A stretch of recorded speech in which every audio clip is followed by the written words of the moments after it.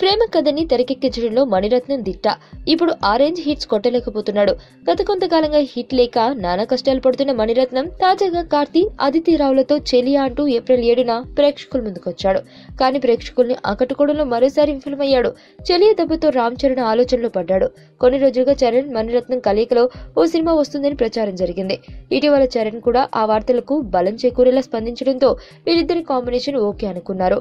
కానీ చెలియా సినిమాలో మణిరత్నం వైఫల్యం చూసి చరణ్ ఆయనతో సినిమా చేయడం అవసరమా అనే కోణంలో ఆలోచిస్తున్నాడట.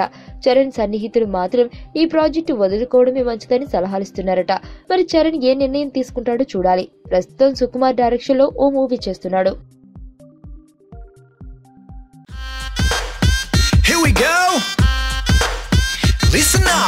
ఇంటి ముంగటున్నది పానీపూరి, రోజు 2 ప్లేట్లు బుక్క నేను ఖాళీ దూరి, ఆడు చనా ప్యాసు తెచ్చి సొంటి పానీలోన ముంచి వెట్టె తిన్నంక అడుగుతా ఖాళీ పూరి. అరే అన్నా, నిన్న నేను సందులోన తిన్నా,